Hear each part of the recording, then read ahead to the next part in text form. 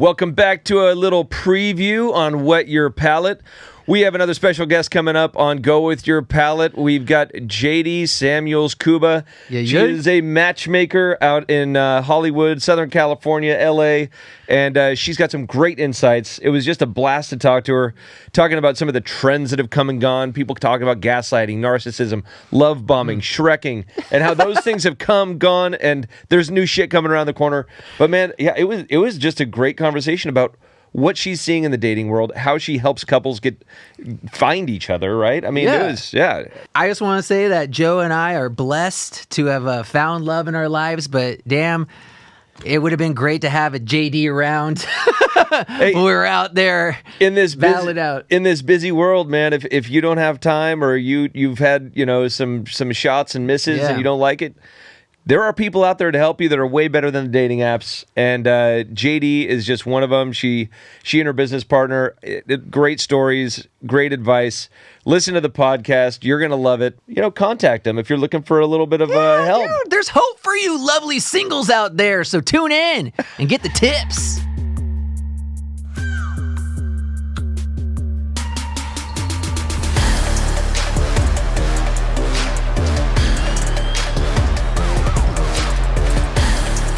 Men and women, is there a difference? Like, do you have a database of women that are kind of looking and they don't pay for the service, and then the men are the ones that are kind of pursuing that? Is that kind of more the common approach?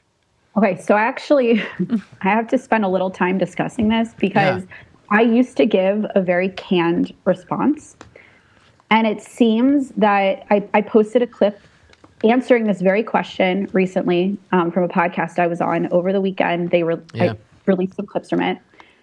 It upset a lot of people. It has like 250,000 views, and people are chiming in about my business model and saying insane things about it's turned into, I want to be respectful and not refer to it as the incel community, but I feel like they call themselves that. So I guess that's okay. But it has incurred the wrath of that community, my business model, which is so interesting, and I would love your perspective on as two men. Yeah. Not from that community. Not from that community. I don't typically charge. We have two tiers for men.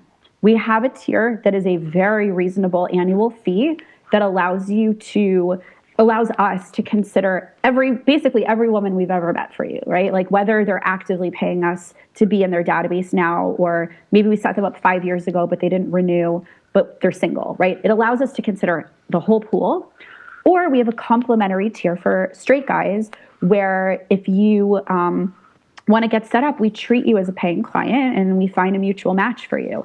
And the reason that we have women, and it's still a nominal fee on the female side as well, but the reason that we have women pay and men don't, the canned response I always gave, which is the truth, is that I started charging both sets, both genders, equally. I'm a feminist. I think everyone should pay the same amount for the same service. However, I'm also a realist and I want to make good matches. And what I discovered doing that is that women were like, yeah, it's hard out there. I'm happy to pay a nominal fee, basically the equivalent of a year of online dating, to have you set me up over the course of 6 months to a year to help find my guy. It's hard out there. The guys, the second I started charging, were like the really great catches, right? Like the ones that the women were actively seeking didn't feel like they wanted to pay for a service when they could just find someone on their own in their minds. And so I was getting amazing women, and the guys I was getting, they were also amazing, but weren't necessarily as a whole the kind of men that the women that were my clients were looking for. And so I was making a lower percentage of matches. And to increase the success, I decided, you know what, let me test something out. I'm not going to charge the guys. Realistically, a lot of them are gentlemen. They're paying for the dates anyway. So women will pay me, guys will pay on the dates, and everyone's getting something out of it, and I can make mutual matches, and our success rates skyrocketed. So I talked about this much more briefly on this podcast, and all these guys came forward and they were like, they were upset because they felt like it was one more way for the top 1% of men to get all the women. And once again, they're being shut out of the process, essentially. And so if you go to my Instagram account, it's like there is one video where people are just going at it. And I'm very selectively chiming in. But this is great. Now I could expand upon it. I want to help everyone. And that's the sad thing, is like, I think they're sort of targeting maybe, I get their frustrations. It's kind of coming out sideways. But like, if someone's a quality person and they're looking for something serious, I'm here to help. You know, like I don't, do I have a huge database of good looking, successful gentlemen? Absolutely. Is every single person in my database fitting that description? Not necessarily, and not in the traditional sense, but they're all really good people. And that's what I want to do. I want to match really good people. And so just to set the record straight, that is my business model. That's how it came about. And that's where I stand on it today. Look, I don't think that there's a concern with the 1% of like the top performing, men aesthetically, business wise, whatever. This doesn't create another avenue for them to find the best catches, right? I think that your approach, it's not at all what I expected, but neither is it for me. Yeah, but I think that it is the right approach, and I think that it actually says a lot more about how shitty, like, whatever open field dating is. Like, where if as a woman, like you're, going out and you're like, everybody just wants the hookup. Where's my pool of men that are looking to do something more than just, a quick hookup, maybe a little bit of fun, but nothing serious. So like, yeah, you're drawing in the right crowds for the right purposes with the right motivations.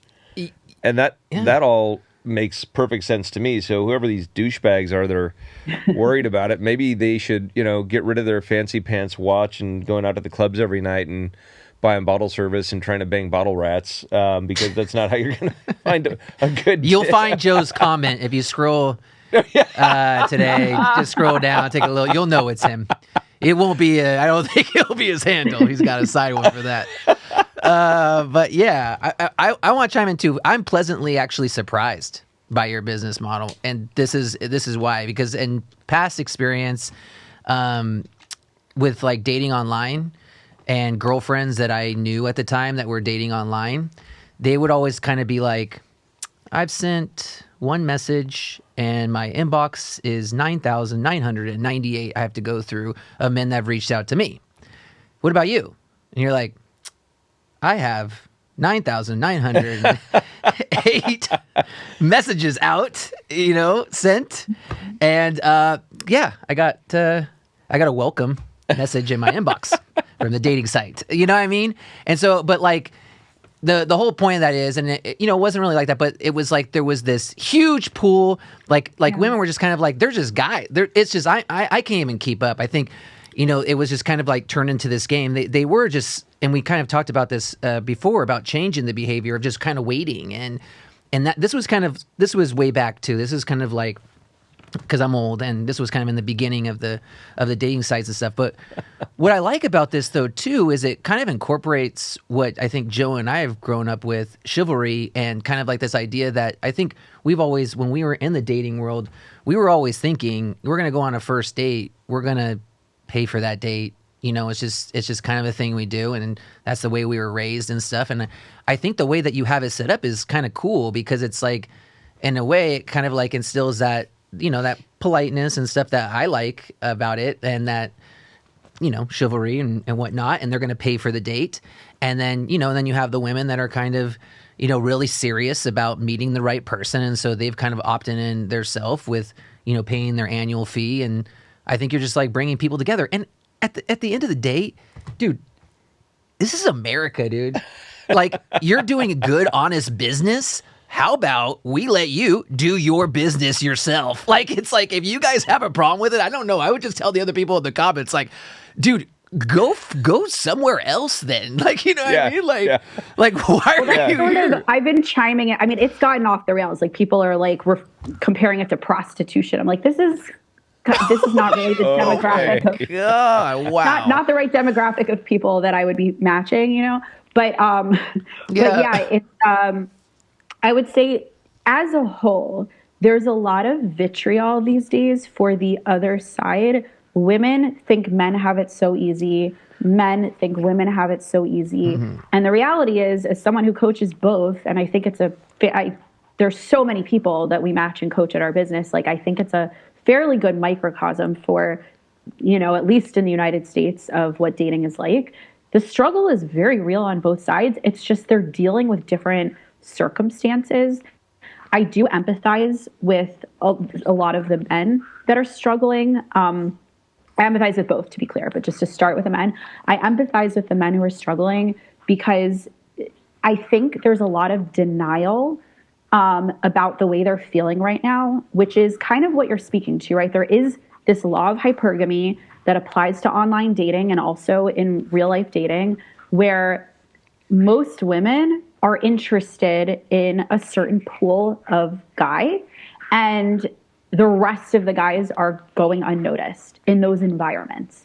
And I think that is kind of accurate in terms of what's happening in the real world, and there's so many reasons for it, and you could do a whole episode just on this, but with the way things are these days, where women are crushing it in the workforce, we're able to support ourselves, right? There's not much that we can't do. There really isn't anything we can't do on our own, aside from maybe having babies. Now women are wanting a partner that is the same or equal to whatever their situation is that they are in. But there are fewer men that applies to, because now women are half the workforce. And so the average guy, and this is a Scott Galloway quote, I'm a big fan of his, but I think he got it right when he said that for the average man, it's harder to demonstrate excellence, as opposed to back in the day, the average man was very impressive. He'd come home with the money, he'd take care of the family. And this is not to say that your average or anyone else out there listening is the average guy, but just like the average guy is having a very hard time because he does not have as many avenues now to demonstrate his excellence. And so because of that, women are now all going for guys in a certain pool.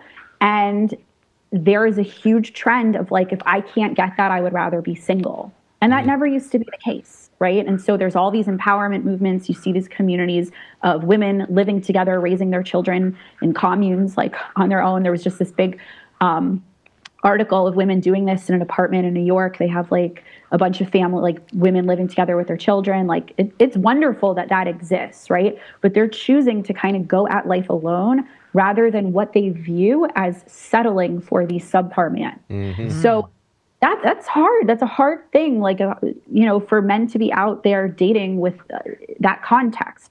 Now, for women, it's also really hard because you want a partner who matches you, in various regards. And I always say someone's not picky if they're asking for something that they themselves bring to the table. And most women I work with are like successful, for the most part, women that worked really hard to get to where they're at. And they're looking for a guy who can match them in that department. Now, do I agree with that? Not necessarily. I think that people can be equal in different ways, right? You see all the time, this person is really good looking and this person makes all the money, right? Like that's sort of the traditional dynamic. But someone could just be like like they could have the biggest heart, right? They could be the best dad, the best XYZ, fill in the blank, right? And even though it's not matching what the woman brings to the table in this area, they're getting outshined in this other. And so it's all about striking a balance, but we're not hearing the other side these days. And so it's just leaving a lot of people feeling really jaded and dissatisfied. And it is creating some of these more niche communities of people spewing like that same video, like people are like, women are evil and like all these, again, I know, like, I don't want to give that much airtime to, people that are obviously like, negative, for the most part, really misguided or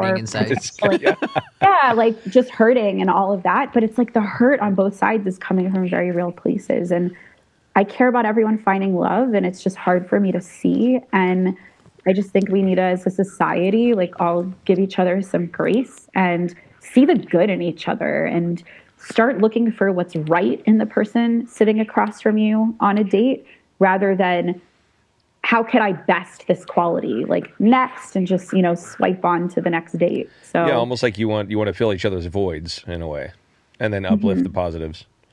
Yeah, there's not enough of that, I think. I do agree with that. I am curious about like on the side of, is this all referral based for you?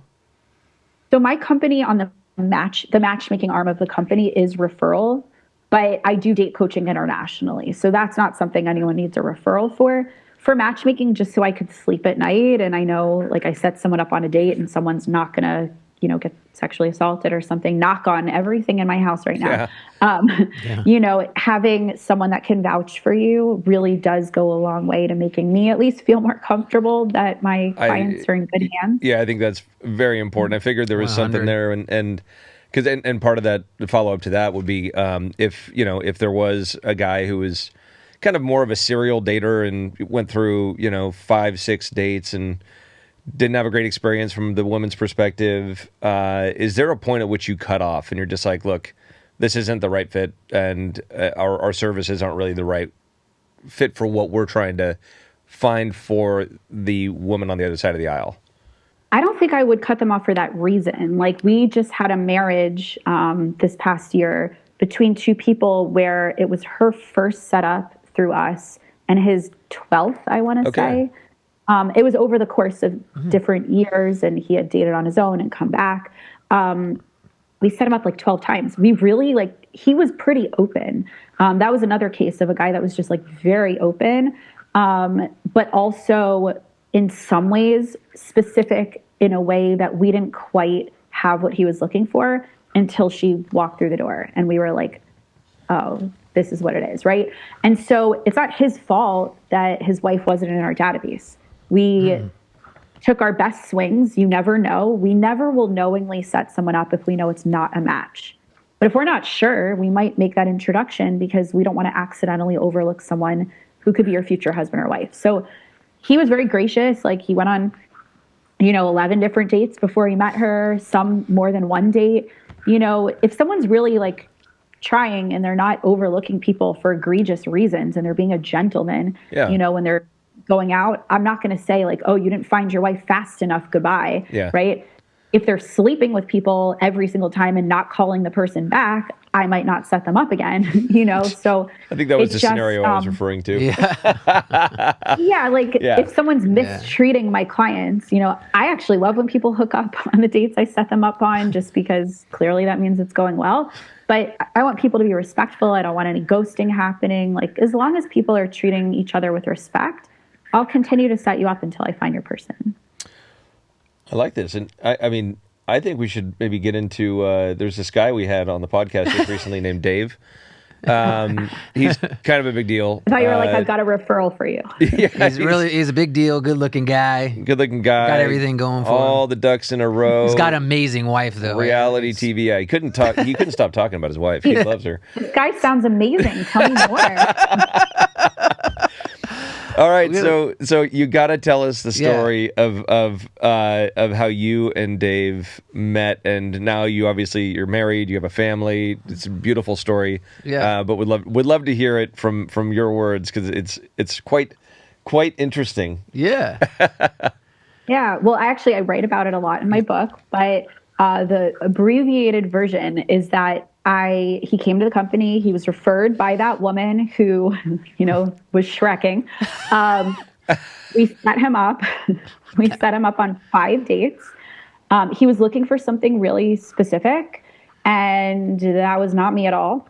He wanted someone who, someone who was not Jewish, which I am, and he is too. But he said it reminded him of his mom, his sister. So he wanted someone not Jewish. I love it. Ideally someone Latina, because he had just he spent time in Mexico shooting some VH1 show and had a fling with someone in Mexico, and he was I want someone Mexican or Latina, I like that kind of energy, flavor, I like what they bring to the table, I don't know, attraction wise, he had something very specific in mind.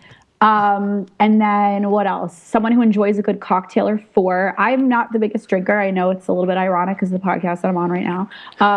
Yeah, like he was looking for someone that just would partake in certain things with him that just were not things that I naturally gravitated toward, like music festivals. At the time, I had never been to a music festival, and he had gone to Coachella 7 years in a row. So, we just, on paper, it didn't really make that much sense. But I loved meeting him, and I thought he was such a catch, and I couldn't wait to introduce him to clients. And so he's someone that we set up 5 different times. I think there was only one person he went on a second date with, or at least was open to a second date. But he was not having it, didn't feel like it was mutually like a beneficial process. But also was self-conscious about it. Like, I think he felt like he was doing something wrong and he wanted to apologize. So he sent an email and he was like, hey, like, these women are great, but I don't want you to think that I'm so picky. Like, I swear I'm not that picky. I just want someone, and he like described what he was looking for. And he was like, kind of like you, for example. Not that you're not cute because I'm not picky. And he like started rambling.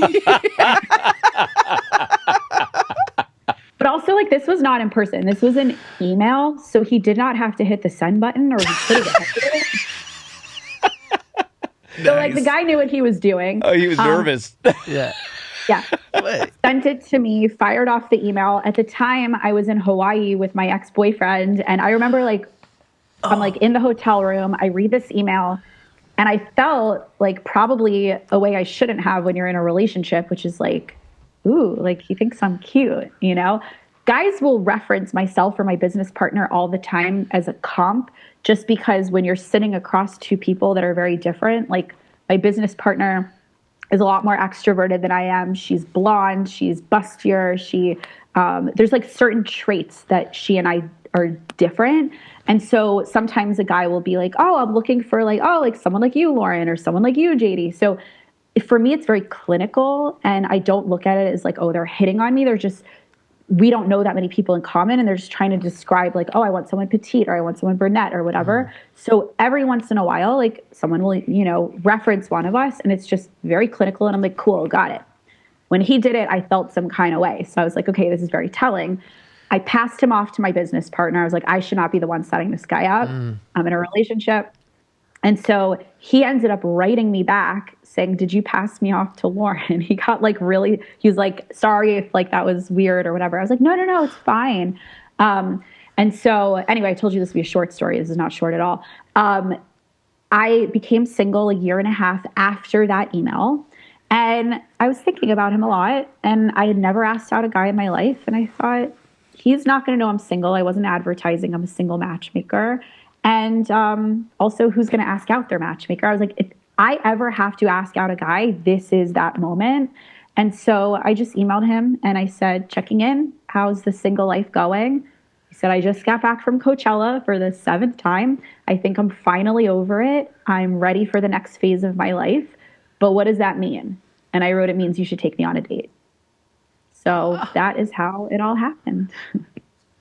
That's a great story. That's awesome. I think that's a real life rom-com, by the way. Yeah, you guys could. You guys could actually. That's for sure. Yeah. Because a lot of the rom-coms start out with people in the wrong relationships, or no offense to anyone else that you're previously with, or in a like not the right times, and then it's just great to see love prevail. Yeah. So did you guys go to Coachella together? Believe it or not, we still have not. And so I think between I know, right? Oh my gosh. And my cousins all just went. We're doing, the plan is to go next year for the first time with all of my cousins. Interestingly, they went for the first time this year, and they were like, I gotta go. Like, we're going every year. You have to come. And I'm like, Dave, we're doing it. We're going. Yeah, life has just gotten in the way. Like, I think when I first met him, he was so over it. He had no interest in going back. And then there was COVID, and then we had a kid, and it's just, but yeah, we're going to go next year. Awesome. I've never been. We have our Bottle Rock is our version of Coachella up in wine country, and that's about to happen here over Memorial Day weekend. And you don't sound too excited. There's so the much, locals. There's so much traffic. the people coming in. Yeah, as a local, you're just like, man, I'm going to stay at my house all goddamn weekend. Just like, oh shit. Yeah. No, but we love it. Business is good. It is good. It brings more people in here, and you know, and wine country is a special place. And you know, what I was going to ask is, have you guys been up to Napa before? Have you been up? Yes, but not for an extended period of time, and definitely would love to spend more time there. Is there and kind of correlating your world to wine? How often does wine come up as kind of like a passion? For whether it's a male or a female, just a client of yours?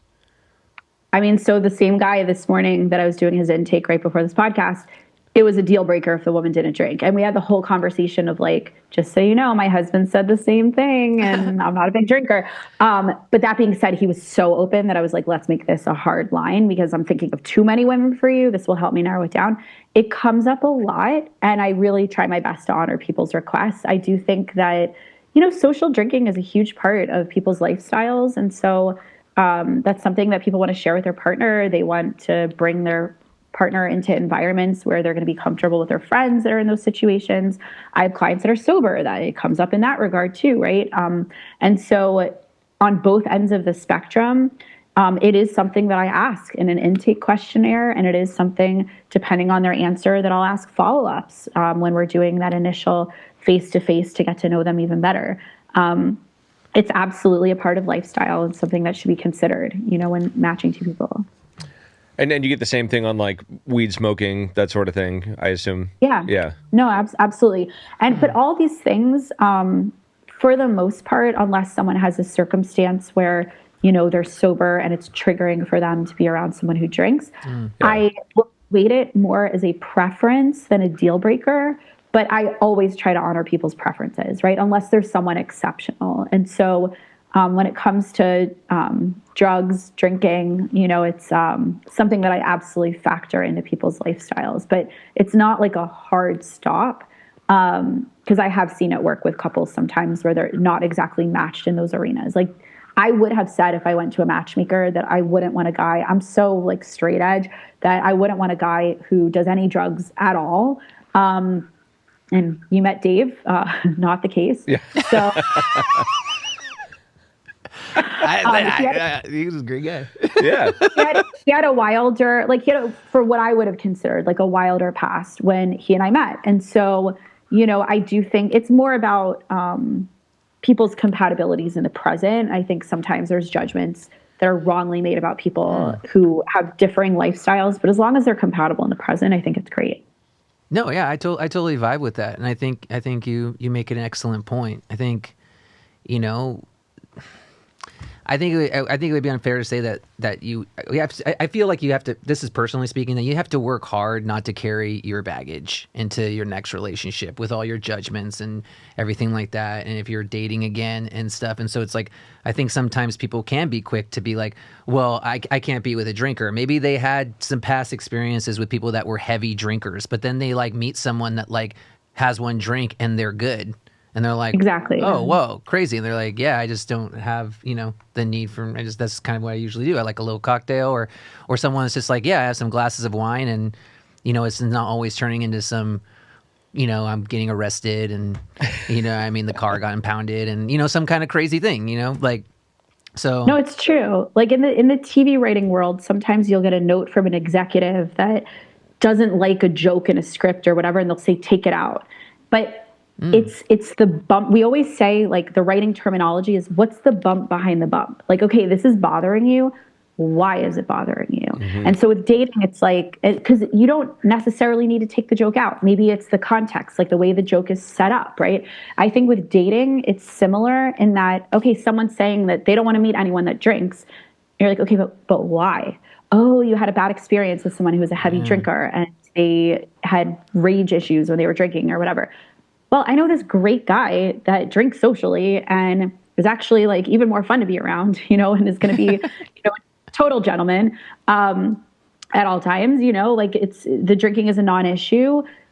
I'm going to match those people. You know what I mean? Because the bump behind the bump is she doesn't want someone who has rage issues. It's not that she has an issue with drinking specifically. It's someone who abuses it or somebody who has a behavior that comes out because of it. And so I'm always looking to address the bump behind the bump. And so every once in a while, that relates to drinking or drugs or what have you. Well, I think that's something people should carry into their everyday life. What's the bump behind the bump? Yeah, ask sure. that question. That's a good one. That's a good one. And I was just to go off that, I was curious, like, do you have any wild stories that kind of pop out at you? I don't know if it could be something to where you match people on a first date. Next thing you know, you hear back they went to Vegas and they got married. Like it just was like this rush of love, or maybe the opposite. Maybe she's like, yeah, I've got dozens of those. Does that? It can happen. I mean, the closest I ever had to that was the 60s, 70-year-old version of that, where they dated for several months and got engaged, and then it didn't work out. That was the closest to the Vegas story that I've had. In terms of just weird, wild, what have you, one that comes to mind is there's a guy that we don't match him anymore, but there's a guy that we set up a couple times where in the intake, he was like, just so you know, I have a mother with mental illness. I cannot go on a date with a brunette. So... Okay. So I guess his mom's a brunette, and any time that he is with someone in a romantic capacity and she's brunette, it's very triggering for him and reminds him of his mentally ill mother. Okay, a little weird, but everything else about this guy seemed normal. We're we just won't set him up with brunettes. Set him up a couple times, went out with some people, but he ended up being single again. And there was someone that we were really excited about for him. She was a light brunette, almost dirty blonde, but light brunette, I guess. We set him up on the date. He walked out on the date and left her at the restaurant. Oh my God. We had to stop setting him up, obviously. But that was definitely one of the stranger ones. Oh my gosh. He couldn't even tell her that. He's got some dirty blonde. Sounds like somebody needs a little therapy. Yeah, he was F you ladies. It was I guess to send a message to us. I was okay, we're not setting this guy up anymore. So being in wine and restaurants and kind of the culture behind dining and all that stuff, we were actually talking earlier before the podcast that there may be some correlation with successful dates at certain types of restaurants versus other types of restaurants not being as successful. I'd love to hear your data on this, or your just kind of your synopsis, what you got, what you've seen, what works, what doesn't, just from your time doing it. Like a sneak peek, because I know that this is a lot in your book too. Is this supposed to be confidential? No. I'm saying her book. Right. You guys got to just check out the book because there's a lot of good insights on that. Well, I was going to say, if this is just one little inkling of all the good insights. We're going to get you some treats. We're going to get some treats. All right. We're selling a book right now. I know. I'm just saying. You got to get all this stuff. Thanks for all the plugs for the book. They're literally, he's not wrong. There literally is a chapter in the book where I dedicate to talking about what works and doesn't for a venue for a date. But this all started because I was really fascinated with, I don't know if there was an indignance, an ego bruise where dates weren't working. And I was well, it can't be me. It must be the venue. And so I started crunching numbers. I was where have I been sending people? I started keeping track. I got really nerdy about the whole thing. And I kept a log of where I would send people and how many of those dates would translate to second dates. And there were legitimately it was very it couldn't have been, the matches just coincidentally were better. There was enough at some point data to go by that I was okay, these places are the places that clearly they're panty droppers. You go there and the person is getting another date.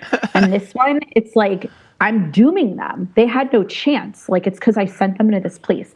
Obviously, I make bad matches sometimes, but overall, when it came to this little study that I conducted, there were just undeniable qualities about a venue that now when I set up dates, I do try to look for certain things.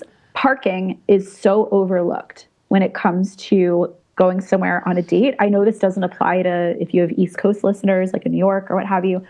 in LA, in other parts of the world, parking can be really, really shitty. And so if you are circling a restaurant 900 times or you're shelling out, an exorbitant fee for valet, you're going to come into that date with a certain energy, as opposed to somewhere that maybe has complimentary parking or a parking lot or, plenty of street parking available. Literally changes the energy of people going into the date. So I have to make sure there's good parking when I send someone somewhere. I used to not think about it. Now I weigh that. Good airflow. I think when the weather is nice, al fresco dining, it just astronomically increases the chance that two people are going to vibe. Just having the right air, like if you're not sweating or you're not cold, like those things really affect energy on a date. It affects your nervous system. Like it's literally like you have a physiological response to the airflow situation. Communal dining, I think, whether that means literally at a communal table or sitting at a bar where other people can hear your conversation, makes people so self-conscious where they're not as forthcoming as they would be sitting at a table somewhere. So I have couples or I have some people where like their thing is they like to keep it casual and they like to grab drinks, so they sit at the bar. But what ends up happening is maybe she would find him cute sitting at a table with him, but now she's like, other people are listening, or she thinks they're listening to the conversation, and like, oh, like, but I don't know, maybe that guy that I'm seeing out of the corner of my eye is more attractive, or maybe I'm getting self-conscious over the fact that they think I'm on a date with this person, but it's not normally someone I would go out with physically. Like, there's just certain factors that people get in their heads about. And I think where you're seated plays a huge role in how well a date can go. I think when a place is too empty, that's not great, because you feel that eyes and ears are all on you. Like, servers are coming to your table more often because they have nothing else to do. But on the flip side, when a place is super noisy or the music's playing too loud, so you don't really get a chance to get to know each other. So these are just some examples of factors I take into consideration when I set people up on dates that have had like very, very noticeable results. I like those. I like that those are really like broader brush stroke kind of, but really, you could call them detail items, but they really do play a role in, as you said, the energy, and that is something for people to really consider, because I know a lot of people who are like, yeah, my first date is going to be a bar, like, or sitting at a bar in a restaurant. I'm like, I've heard plenty of bartenders talk about like, oh yeah, they're on a first date over there. And you're like, why are you talking to me about that? I don't even know who they are. And they're like, oh, dude, some good stories going on. Even like, to get granular, it's like sometimes even the type of cuisine or what people are ordering can really affect things too. And I will set people up on dates based on personality sometimes, like in terms of matching them with venues. Like tapas food, I think when you're ordering small plates is great for people that are like overly loquacious. Cool. If you do not have natural breaks in the conversation and that person feels like, oh my God, he or she talked my ear off the entire time. Yeah. The tapas ordering will save you, right? And same thing if you're really quiet and you run out of things to say, like you will always get to comment on food, and there's like constantly like new little plates coming by. So, it can get as granular as that. But yeah, I think sometimes matchmakers don't take into consideration where they're sending people, and I think that's a mistake. And I would be curious too if there was like, I mean, not to like bring it back to the wine thing, but like there I know you could sometime maybe get like statistics somehow of the oh, do you already have one? No, I'd love that though. I know, like, what kind of wine did you drink? Like, yeah, or where people like judge it, like is rosé the first date wine? Is it, or is it followed like a Cabernet? Is that like a when you I love that. I bet there is something there, and I feel like we should team up for some sort of collaborative study. Even just like, I mean, I think wine is such a good conversation starter. Actually, there's this thing that I was thinking about just last week that we've been talking about kind of how wine affects culture, and dates being one of those elements. There's a pause with wine, right? Like every time you open a bottle of wine, and generally you're just going to drink that with your food. But the pause is when you get that first pour, you smell it, analyze it, look at it, taste it, And that's really the only time you're truly assessing the wine in general.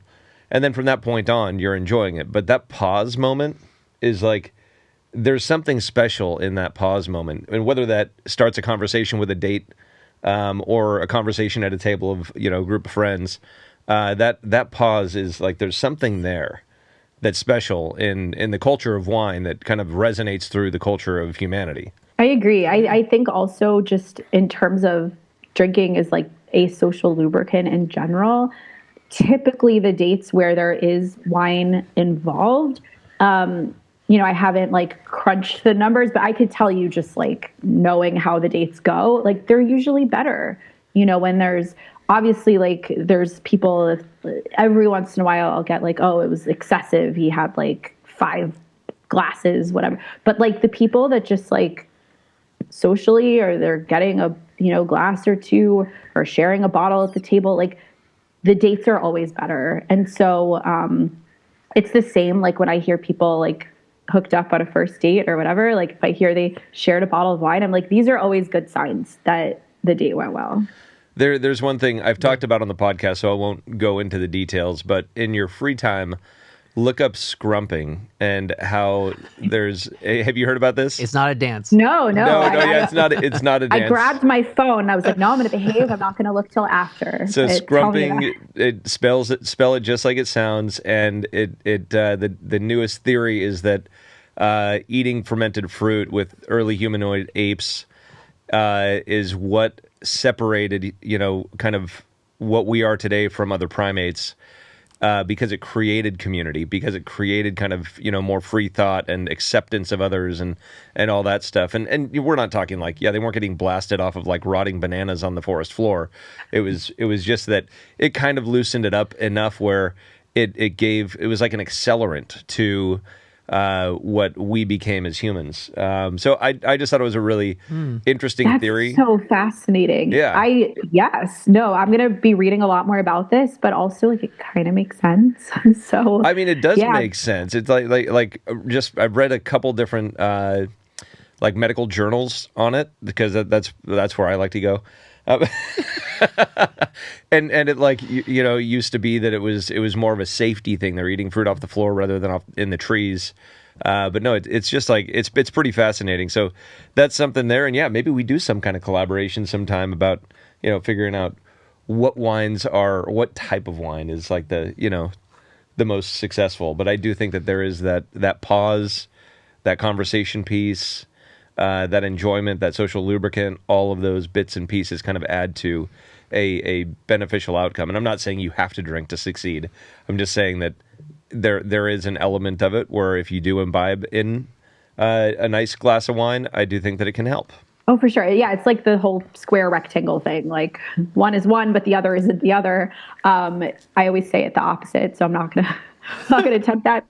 But yeah, it's like you can have a good time without drinking, but like most people will say they definitely have a good time when they do. So yeah, no complaints there. Yeah, I think this could be a whole movement. I would just like to see like a collaboration with a hip hop artist too. Maybe we can get like a good song going with this. Of course you would. Jesus, he's we trying be to scrumping. So he tries to whore me out on all this stuff in marketing all the time, and it's really. So I think we should jump into some of these edgy questions and rapid fire. Yeah. So bad at rapid fire, but try me. Well, we all that's kind of like the funny thing here. Like we call it rapid fire, but I don't know.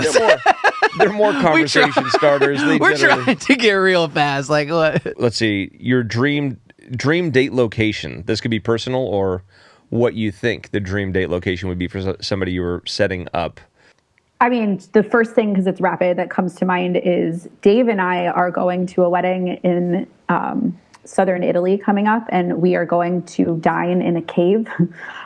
So that is my dream date location that is coming up in the near future, and my dreams are about to come true. So yeah, clearly Dave. That's awesome. I can't send all my clients to drink and eat in a cave overlooking like I should say it's a cliffside cave. That is the cool part of it. Can you tell us where this is? Because I'd like to know. He's going to show up. Yes, it's in the Puglia region. I'd have to look up the exact name of it because I know it begins with a G. Found it on Pinterest, and I'm just obsessed, and I can't wait to go. So you guys are going to Italy? Yes. Nice. Yeah. Okay. It's actually, this is not, again, not rapid, but like my friend, and this is the reason that I am always like, stay on the apps. My friend is marrying an Italian guy, but she was swiping for a friend of ours who had gotten burnt out. And she was like, let me run your profile for you. Swipe, swipe, swipe. Found her own husband doing it. And so because of that wonderfulness, now I get to go to a wedding in Italy. All right, wait. That's cool. That's a backhanded win. Yeah. What is a green flag that people don't appreciate enough? Ooh, I hate when someone, people say it all the time, but like, I hate when people are like, he was too nice. That is a great thing. That is a really good thing. Yeah. So I would say people don't appreciate the nice guys enough. Do people just not believe that there's truly nice people out there? I mean, do you see that? No, I think they do. I think it just, I don't know if it comes off as like they're lacking in something like more dynamic energy is usually what it is. Like, because when they're like, oh, I want someone with an edge, I'm like, but do you really? Like when you think of the rest of your life, I think what they're talking about is they want someone maybe who's less like boring. And boring is different than being too nice. And so I try to get people to reframe the vocabulary surrounding those conversations. I'm like, did it bother you that he was really nice? I don't think so. I think maybe you were just bored, and that's fine. I'll find you someone less boring, but let's keep nice in the equation here. That's a good point. Yeah, and I just wanted to add too, since it's rapid fire, and just slow it down a little bit in fashion. But I think also, and let me know what you think, but two things can happen at the same time. So someone can be kind and still edgy. Someone could be confident and still nice. Like I feel like sometimes it's like this thing of you're too nice, and then they don't really kind of see the confidence that you could have, or get kind of like blindsided at that. Because I agree with you. I'm glad that you brought that up, because I mean, I feel like that should be something people are looking for. I would like someone nice and not someone that treats me like shit. Yeah, well, just the point here of like... That's where the bump behind the bump comes in. Yes. Yeah, and the difference between confidence and narcissism. Like, confidence does not mean narcissism. Yeah. That's... Yeah. That word got thrown around a lot. That was trending. Yeah, has that phased out too? Like Shrekking, like that became like every girl I talked to was like, oh, I broke up with him. He's a narcissist. I'm like, I don't know. Everyone dated a narcissist. Everyone got love bombed. Everybody. The love bombing. I don't know. Yeah, and I feel like the other thing that was coming up a lot is like, well, ghosting, love bombing, but yeah, there's a lot of gaslighting. That was like too. Everyone for like a year was like, you're gaslighting me. I just got gaslit. I dated someone who gaslighted me. Maybe I don't want to discount the people that really truly did. That does happen, and that's terrible. But like, there's so many terms that are really overused, or misused. Come the hot button items to say, and everybody jumps through them, and then all of a sudden they're gone. I blame Netflix with their documentaries. It's like not everyone's a Tinder swindler.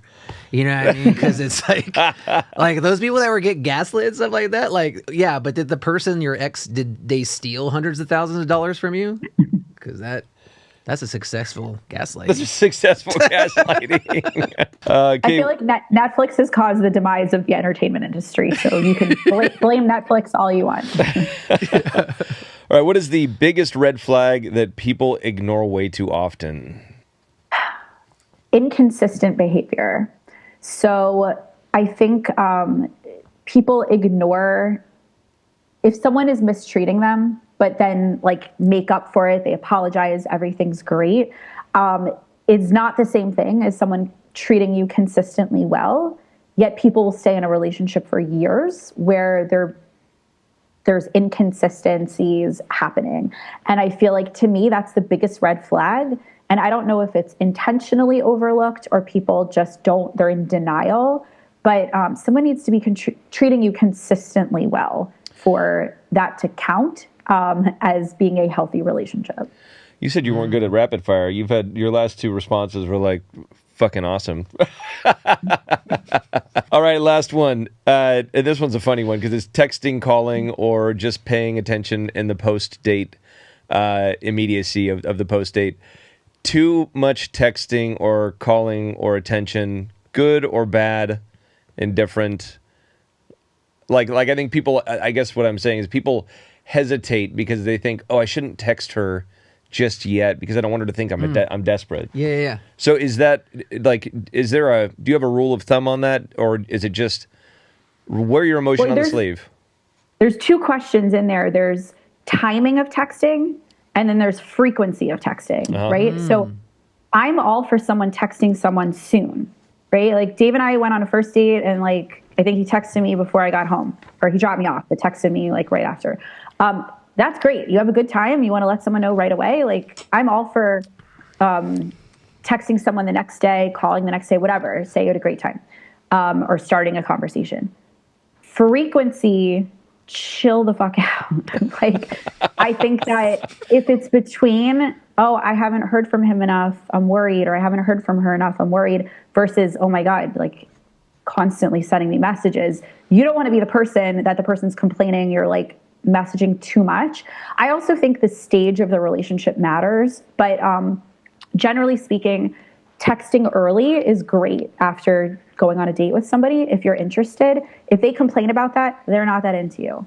But as far as frequency, chill out, wait until there's like several dates that you've been on before you're like regularly in communication. Yeah, I was going to say go on another date to communicate, and exactly. And then once you get more comfortable, I think that's the best way to go. Yeah. Yeah, I just have a follow-up question. So the first text shouldn't be a GIF? Like maybe of like Shrek? You're like, don't forget about Mr. Shrek over here. I'm Shrek, yeah. Or like 10 emojis. It has to be so spot on as it pertained to a conversation the two of you had. Beyond that, avoid. All right. Thank you.